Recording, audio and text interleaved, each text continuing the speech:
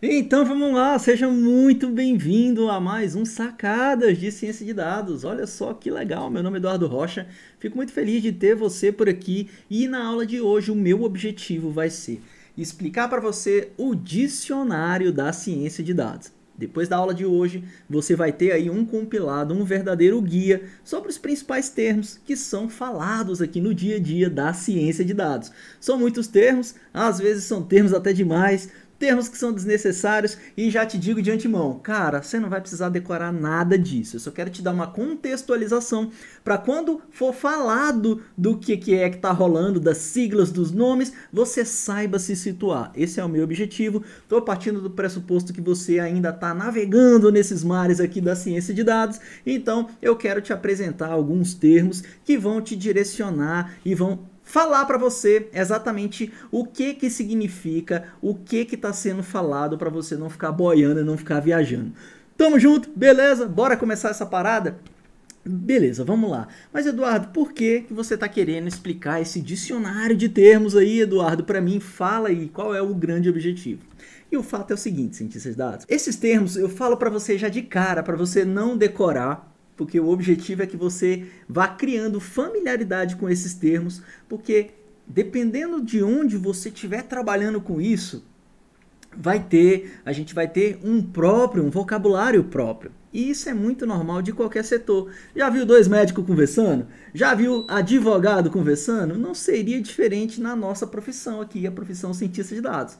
Faz ou não faz sentido? Então existem vários termos que realmente, quando você já está ali no dia a dia, é muito mais complicado, às vezes demora até você passar a ideia e concatenar ideias se você ficar dizendo o nome todo do negócio, né? Então nós vamos fazer um projeto de processamento de linguagem natural. Aí você fala, pô, vamos fazer um projeto de PLN, vamos lá? Beleza, vamos.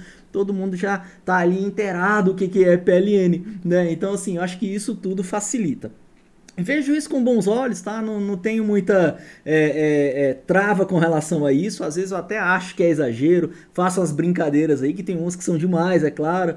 Às vezes você vai ver aqui que tem 20 nomes para falar a mesma coisa, e eu acho que isso dificulta o entendimento, principalmente o entendimento de quem está começando. Quem está começando precisa de quê, Eduardo? Quem está começando precisa de facilidade, precisa de baby steps, precisa de caminhar ali de mão dadas, precisa praticamente de um tradutor em real time, né?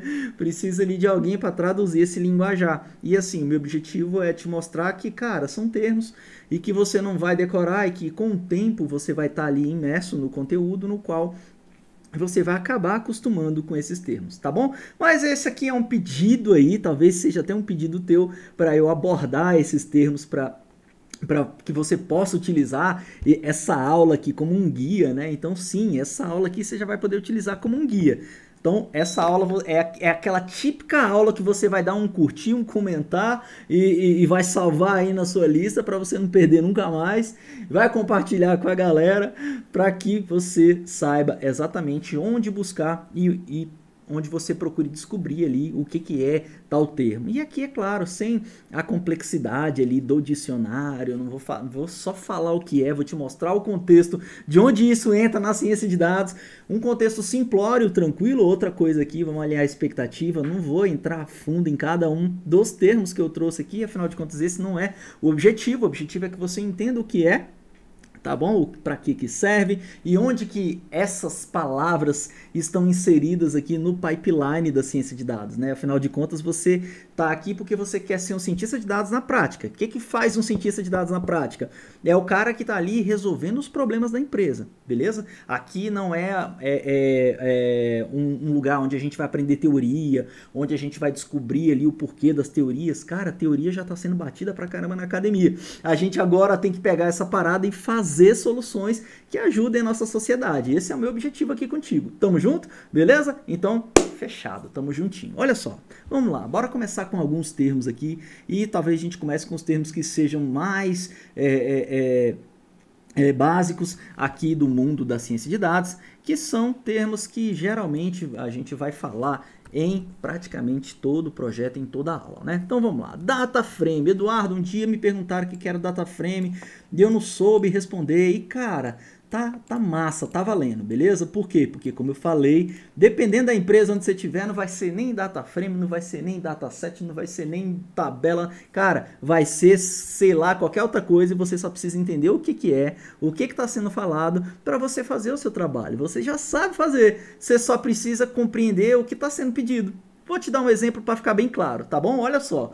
Data frame. Eduardo, o que é data frame? Data frame é o tipo de dado ali dentro do Pandas, tá bom? Nós temos a biblioteca Pandas e o Pandas é aquela biblioteca dentro do Python que vai nos ajudar a manipular os dados, sabe? Fazer um filtro ali, fazer uma descritiva, uma junção de dados, fazer manipulação de dados. É isso que o Pandas faz. E a forma que o Pandas nos possibilita, uma delas, né? Que o Pandas nos possibilita entrar em contato com os dados, e aí quando eu falo dados, vai aí na sua cabeça aí, cara, imagina uma lista gigantesca de clientes, de produtos de clientes, de valores aí das compras dos clientes, tenta se colocar aí, tenta colocar você dentro do seu negócio, da sua empresa, de onde você trabalha. Se você trabalha aí com saúde, tenta pensar aí na lista de pacientes, na lista de laboratório, lista de médicos, tá bom? Talvez o jeito mais fácil de pensar nisso seja como? Pensar numa tabela, né? Então você vai lá e se imagina, beleza, eu tenho uma lista aqui de pacientes, eu tenho uma lista aqui de clientes, eu tenho uma lista aqui de remédios. Então, se você imaginar essa lista num Excel, o que vai acontecer é o seguinte, é que se a gente tiver isso numa forma ali mais arcaica, sem uma coleta de dados muito organizada, vai estar na tabela do Excel e tá massa. Só que se você tiver numa empresa onde você tem ali um fluxo de dados um pouco mais um pouco maior do que o normal, uma empresa que já tem ali um certo investimento em tecnologia, talvez você já tenha ali as tabelas, né? Tabelas de bancos de dados. E o data frame, ele nada mais é do que a tabela dentro do Pandas, tá bom? Dentro do Pandas, a gente gosta de chamar ele de PD, né? De pedir, dentro do Pandas, e é a forma como a gente estrutura esses dados, é chamado data frame. Eduardo, você tá brincando, é isso mesmo? É isso mesmo.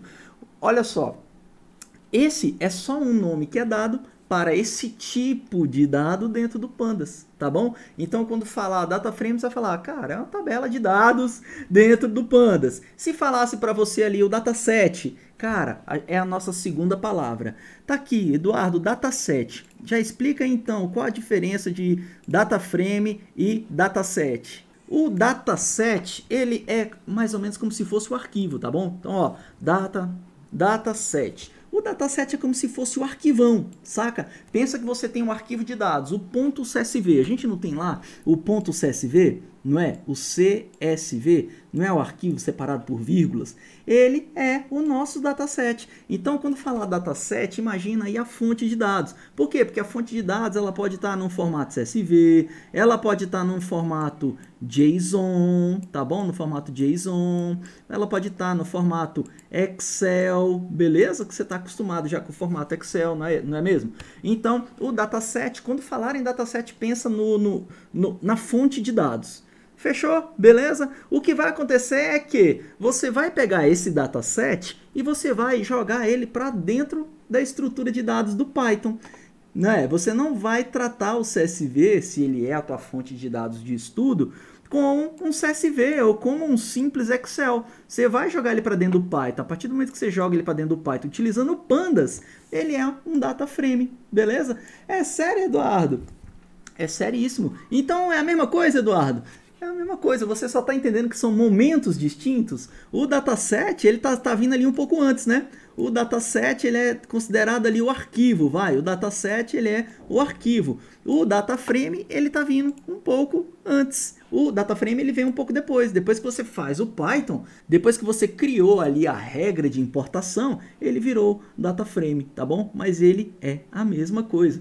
Eduardo, e como eu tô acostumado ali com bancos de dados, se eu falar tabela é errado?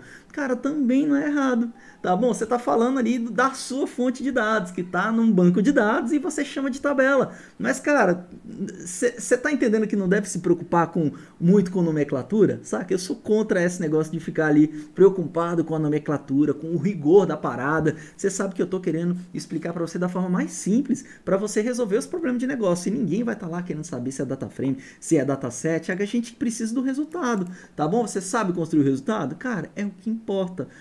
Próximo, Eduardo, fala mais aí que eu tô gostando aqui desse negócio de estrutura de dados. Fala mais sobre elas. Então, bora falar sobre mais uma aqui, ó.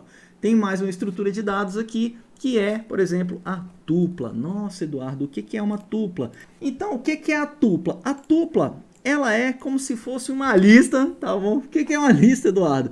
Uma lista é uma lista de valores, tá bom? É uma lista de valores. Então, você tem lá uma lista de valores. Aqui tem o valor 1, valor 2, valor 3, valor 4. Então, lá, eu tenho lá o risco do cliente, beleza? Então, esse aqui é o cliente 1. Eu tenho o risco A para esse cliente. Depois, eu tenho o risco B para esse cliente. Então, eu tenho o risco C desse cliente e risco D para esse cliente. Isso aqui é uma lista. Só que essa lista aqui, a característica dela dentro do Python é que ela é mutável, você pode alterar ela. E a tupla não. E aí a tupla ela vai ter uma diferença assim de formação, de criação. Você cria ela com o parênteses, tá bom? Você cria uma tupla com parênteses. Só que ela não é mutável. A partir do momento em que você criou uma tupla e você deu um valor para esse cliente aqui tem risco A, esse cliente aqui tem risco B, esse aqui tem risco C. Se você precisar alterar, você precisa criar uma outra tupla, tá bom? E essa é a diferença. Você compreende que, ó, o que está acontecendo aqui é que a gente está dando um nome diferente para tipos de dados diferentes. E isso é uma parada que é muito importante, que eu ensino para a galera que está começando o CDP, que é só para compreender o que é cada um dos tipos de dados, para na hora que a gente estiver criando as soluções, o cientista de dados não ficar muito perdido, tá bom? Então, existem algumas necessidades específicas, existem algumas criações específicas que a gente vai utilizar, muitas vezes, uma tupla, ou outra que a gente vai criar uma lista, em outra que a gente vai criar dicionários, que é uma outra estrutura de dados também, tá bom? Uma outra estrutura de dados que você armazena o dado de uma forma diferente, tá bom? Mais uma aqui, ó, o dicionário. O que é o dicionário, Eduardo? É um outro tipo de dado em Python, só que você guarda os dados por meio do formato chave e valor, PK, né? Chave, P aqui, e o K aqui, ó. PK, chave e valor. Para cada uma das chaves você atribui um valor específico, tá bom? Então, assim, esses são tipos de dados. Tupla, o próprio data frame, a lista e o dicionário. Tá bom? Então, tudo isso que eu falei aqui, eles armazenam dados do mesmo jeito, tá bom? A tupla, você só vai armazenar um dado que não é mutável, tá bom? É imutável. E a lista, ela vai armazenar o dado do mesmo jeitinho ali, ó. O cliente, então imagina aqui, né? Aqui eu tenho uma variável, né? Pensa aqui, eu tenho uma variável e risco. Então, nessa tupla eu tenho todo o risco do cliente, RC. Então, ó, eu só inverti, beleza? Isso aqui seria uma coluna, né? Isso aqui seria uma coluna. Então, eu tenho todo o risco do cliente. Aí eu só deitei a coluna para virar uma linha aqui, né? Então, ó, risco A, risco B, risco C, tranquilo? Essa é a tupla que serve como a lista. Beleza, Eduardo. E se fosse coluna, Eduardo, como é que eu faria? Então tá aqui, ó. Você teria a series, é um outro tipo de dado, que é um outro nome aqui que a gente tem dentro do Pandas até. A series é um outro tipo de dado dentro do Pandas, tá bom? Ó, só que ele é um tipo de dado unidimensional. Ah, Eduardo, lá vem a matriz unidimensional. Não, Eduardo, quando fala matriz eu chego a arrepio. Então tá bom. Pensa no Excel, beleza? Que aí você fica mais tranquilo. A gente tá falando a mesma coisa, tá bom? O Excel é uma grande matriz, fechou?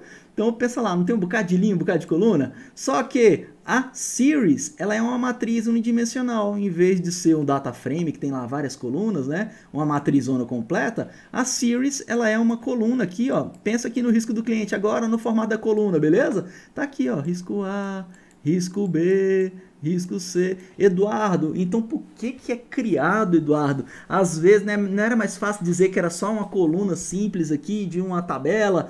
O problema é que cada tipo de problema de negócio requer uma abstração de dados diferente.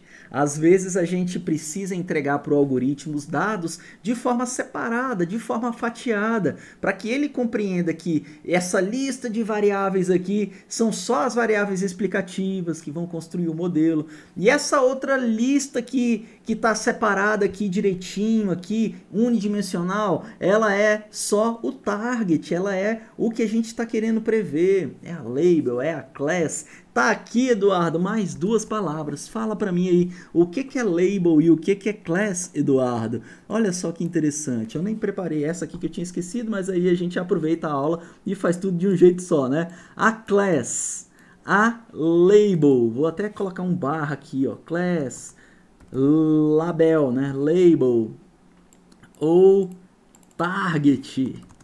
Target. É tudo a mesma coisa e significa que é a variável y. É o nosso y quando a gente está querendo prever, a gente não quer descobrir uma coisa. O que a gente quer descobrir fica desse lado aqui da fórmula, né? Lembra da matemática lá no segundo grau que tinha lá y igual a ax mais bx, não tinha umas coisas assim? Isso aqui são as variáveis explicativas. Aqui é, por exemplo, eu estou querendo prever se o meu cliente é um cliente bom. O que define se o cliente é bom ou não? Se ele tem dinheiro, se ele não atrasa as contas, não é? Então, ó, se ele tem dinheiro é uma variável. Se ele está pagando em dia é outra variável. E aí eu estou prevendo se o cliente é bom ou se o cliente é ruim, né? Ou se o cliente é ruim.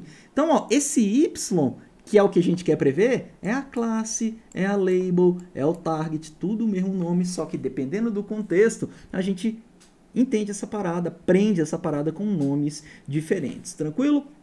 Então, só para você ficar ligado aí e lembrar que, cara, Eduardo, eu vi que você falou isso aqui na aula de dicionário da ciência de dados, então eu não vou nem decorar essa parada, eu vou só assistir essa aula depois, porque aí eu lembro que você vai me explicar direitinho o que é.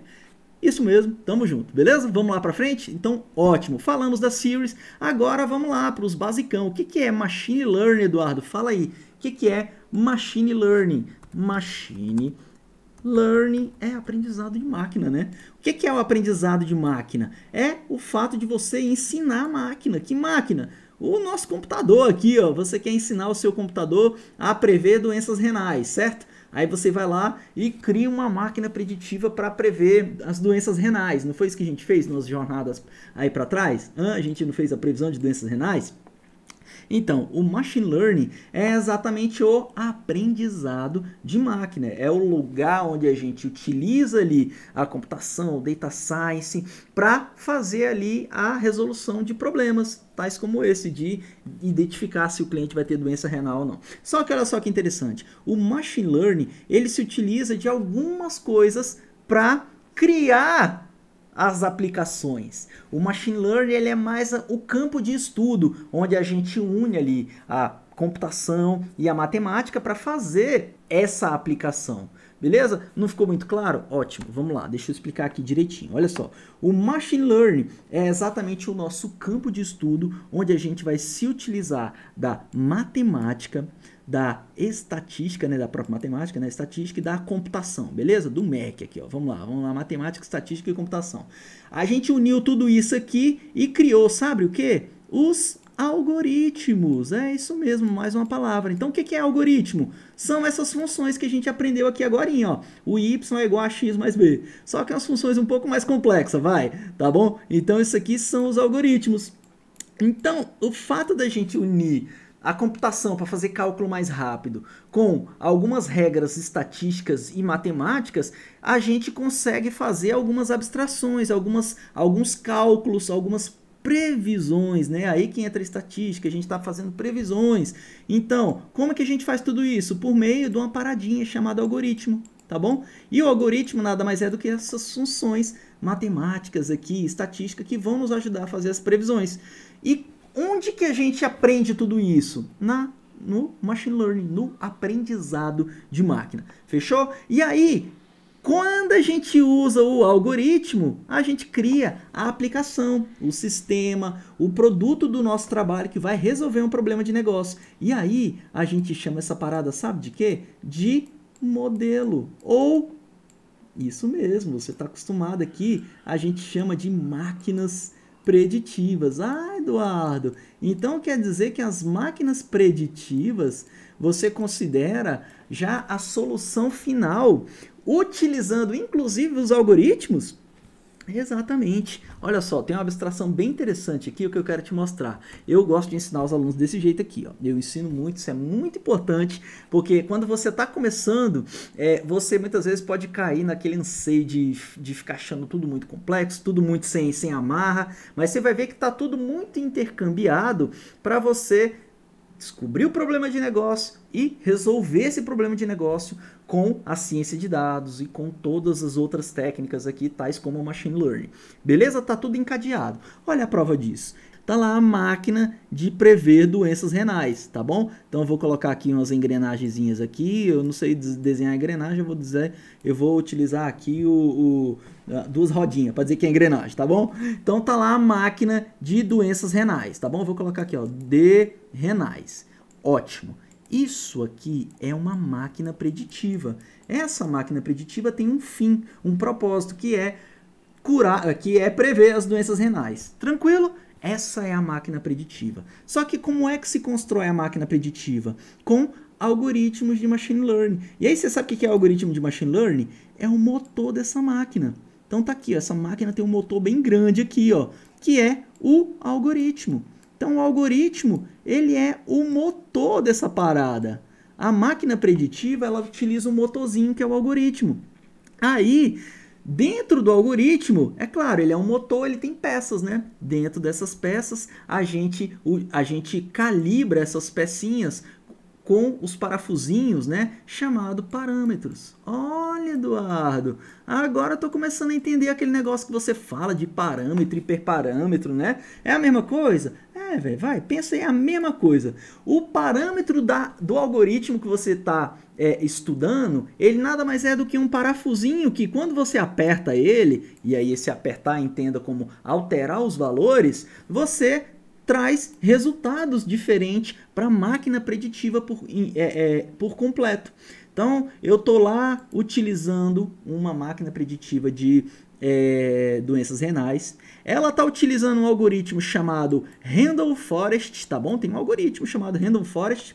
E esse algoritmo tem um parâmetrozinho lá dentro, tá bom? Quando eu abrir e fechar parênteses é uma função. Aí tem uma função lá, eu lembro que o algoritmo é uma função matemática, né? Com computação. Então, ó, eu tenho uma função aqui dentro que fala que é a profundidade em que a quantidade de árvores necessárias. Aqui é o Random Forest, né? O Random Forest é floresta aleatória. Esse Random Forest me permite construir essa máquina preditiva com 1000 árvores.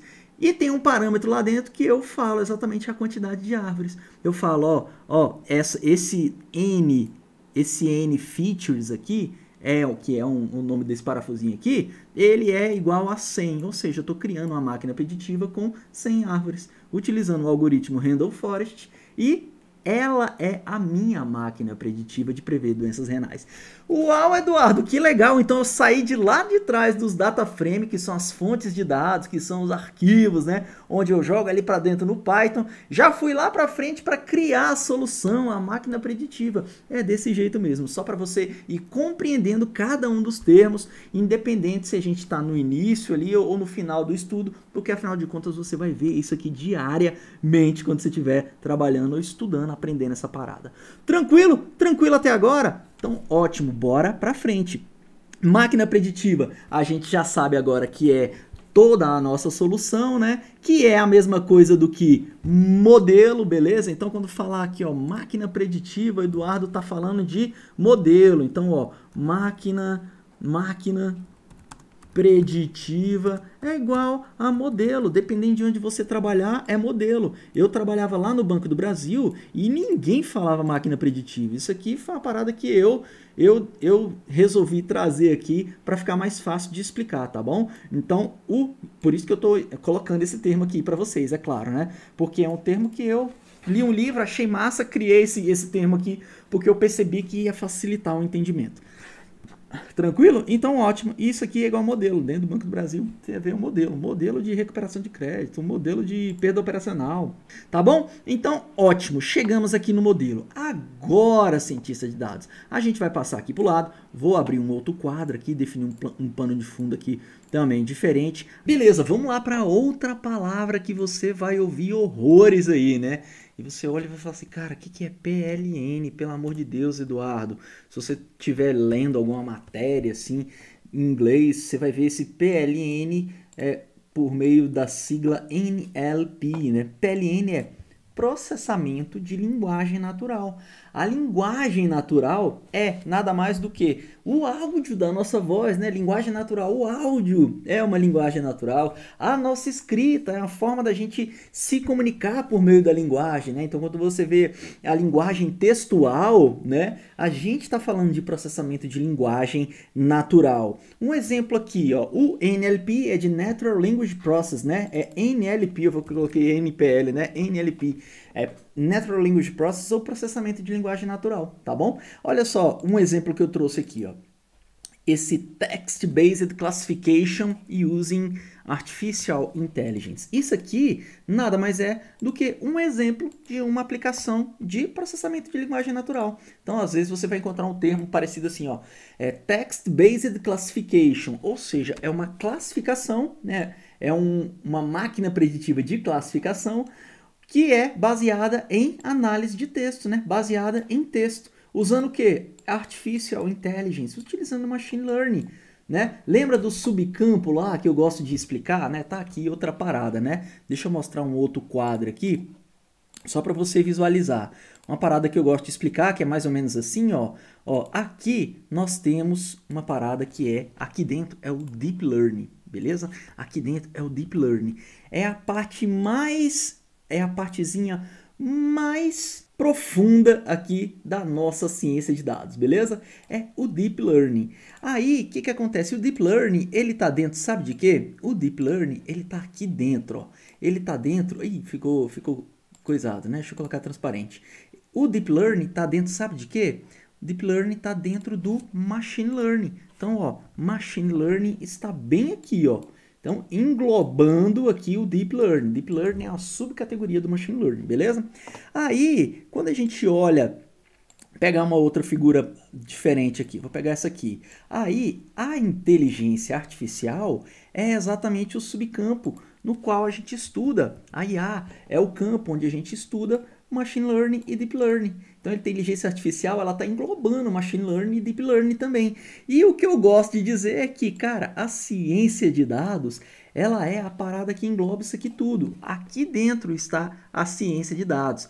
Então, tá aqui, ó, a ciência de dados. A gente se utiliza de toda essa inteligência aqui, de algoritmos de machine learning, de algoritmos próprios de redes neurais profundas, né? Deep Learning é de redes neurais profundas, né? Então, a ciência de dados, ela se utiliza de todo esse conhecimento e esse ferramental para fazer as aplicações. Então, a diferença é que a ciência de dados vem com o problema de negócio, resolve esse problema de negócio se utilizando de ferramentas e técnicas que estão aqui dentro. Tudo bem? Então, quando você ver essas siglas aqui, agora você já sabe situar mais ou menos aí. E só lembrando, isso aqui é uma forma simplória e didática que eu estou trazendo para tentar te contextualizar, tá bom? Às vezes tem muito mais complexidade que agora, nesse momento, eu acho desnecessário, tá bom? Porque isso não é um círculo, um englobamento de conjuntos perfeito que nem tá aqui, tá bom? Uma hora uma área sobrepõe a outra área tá fazendo só um joinzinho simples ali embaixo com outra área, então não é perfeitamente assim não. Mas para você que está começando, é só para você compreender onde você está se situando e com o tempo você vai voltando para as complexidades que são maiores, tá bom? Deu para compreender mais ou menos aí? Esse é o PLN. Então, o processamento de linguagem natural, ele tá mais ou menos aqui. Se você olhar uma outra expressão aqui, ó, regular expressions. Isso aqui é uma outra área, um outro tipo de estudo dos dados que você vai ver muito aí, principalmente quando a gente estiver falando de Isso mesmo, processamento de linguagem natural. Regular expressions em Python. Expressões regulares. Expressões regulares, sabe o que é isso aqui, cientista? Nada mais é do que fórmulas. São tratamentos já pré-configurados nos dados, nas fórmulas, para você aplicar os dados. Exemplo, Eduardo. Sabe quando você está querendo fazer um resumo de um texto? Você quer fazer aquela nuvem de palavras bonitona para saber do que o texto mais fala, né? Você quer ver uma forma visual para compreender sobre qual é o assunto principal do texto. Acontece que para você criar aquela nuvem de palavras, você precisa fazer alguns tratamentos. Você precisa retirar pontuação, você precisa às vezes colocar tudo ali no minúsculo, você às vezes quer tirar ali a acentuação, você quer tirar um pedaço ali do sufixo, enfim. Existe uma série de tratamentos que a gente faz nos dados por meio, sabe de quê? De expressões regulares que já estão construídas ali no Python. E você simplesmente vai chamar, né, como eu gosto de falar, né, vai chamar a função para resolver esse problema que está aí, né? Então, existe pacote e funções específicas, né, Eduardo? Sim. E onde elas estão, Eduardo?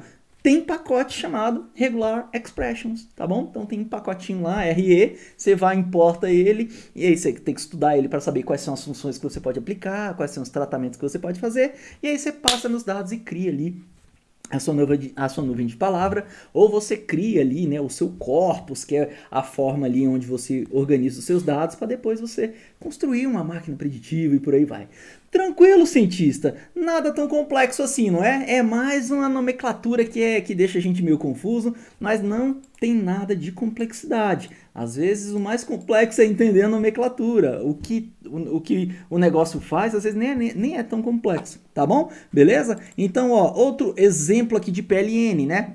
Natural Language Process, processamento da linguagem natural. Um outro tipo de linguagem natural que a gente tem é o nosso próprio áudio, né? Então, o Spotify quer classificar as músicas de acordo com o que tem no áudio, de acordo com o timbre ali da voz de um cantor, de acordo com o sequenciamento ali dos instrumentos. Então tudo isso é feito por meio de audio classification, né? Você faz ali um trabalho de construção utilizando o melhor do Deep Learning, de Machine Learning, para construir aplicações que faz ali o reconhecimento do áudio, e às vezes até mesmo a transformação desses áudios por meio de algumas funções também bem interessantes. Quem usa muito isso aqui, Eduardo? Pensa aí, cientista. Quem é que tem ali muito áudio para passar ali nas máquinas preditivas para que ela aprenda? Exato, e Spotify, velho, quem não escuta Spotify? Então todas as músicas do mundo estão lá dentro, né? Podcast! Então, cara, tem uma inteligência gigantesca dentro do Spotify, né? A gente viu aí essas mídias de streaming começando a bombar, né? E agora começando a crescer, começando a ter concorrência. Quem sabe o Spotify também vai ter uma concorrência bacana aí, para que a gente possa cada vez mais ter soluções melhores ao nosso alcance. Beleza? Então esse é mais ou menos aqui o overview do processamento de linguagem natural. O que a gente vai fazer agora? Essa aqui vai ser a parte 1 do dicionário da ciência de dados. Como você está vendo, ainda tem uma infinidade de palavras para a gente conversar, para a gente debater, mas é claro, para não ficar maçante, eu não vou passar aqui tudo de uma vez. A gente vai ter aqui parte 2, parte 3 talvez desse vídeo, mas de uma forma um pouco mais contextualizada, para que você possa cada vez mais compreender que a ciência de dados, ela tem ali a sua complexidade, que muitas vezes nem é inerente ao processo da ciência de dados, mas sim a uma quantidade absurda de termos que muitas vezes querem dizer a mesma coisa. É ruim isso, Eduardo? Não. É que para um momento específico se fez necessário, né? Então cada empresa não tem uma forma de conversar ali com os seus funcionários e por aí vai. É a mesma coisa que acontece com as empresas ali que estão criando os algoritmos. Tudo bem? Cada um tem uma forma diferente de fazer o seu tratamento e é super normal. O que eu não quero é que você fique com dúvida por conta de um problema de linguística. Fala sério, né? Você está aqui para resolver coisas muito mais grandiosas. Tamo junto? Então, um beijo. Um abraço, fico muito feliz de poder compartilhar aqui as minhas ideias com você. Espero que você tenha gostado. Se você gostou, compartilhe e comente essa parada aqui para avisar para o YouTube que você gostou dessa parada e para que ele ache outras pessoas parecidas com você e traga para cá para a gente conversar também. Tamo juntos, embora? Valeu, um abraço, até mais, tchau, tchau!